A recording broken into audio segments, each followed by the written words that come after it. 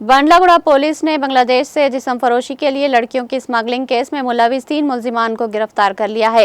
गिरफ्तार शुदगान में शहर हैदराबाद से ताल्लुक रखने वाले 41 साला हजरा बेगम, 32 साला शहनाज फातिमा और 23 साला मोहम्मद समीर शामिल है, जबकि दिगर 2 मुलजिमान जिनमें बांग्लादेश से ताल्लुक रखने वाली रूपा और हैदराबाद से ताल्लुक रखने वाला सरवर मफरूर बताए गए।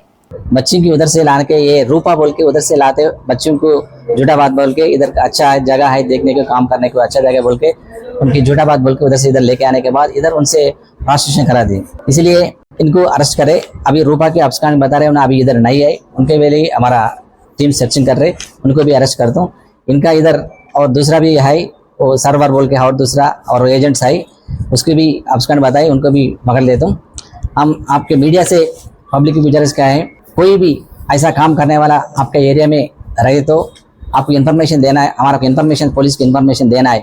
क्यों तो ये प्रोस्टिट्यूशन के बारे में बहुत लोग बाहर से बुला के इधर करा दे। तो सस्पेक्ट आदमी आए तो एरिया में रहे तो उनको घर रेंट को देने के टाइम पे भी पूरा चेक करना पड़ता, वेरिफिकेशन करने के बाद भी देना पड़ता, नहीं तो ये किराएदार कौन किराया रेंट को दे रहे ना उसको मालिक की भी प्रॉब्लम आ जाता, वो केस में भी फंसा जाते।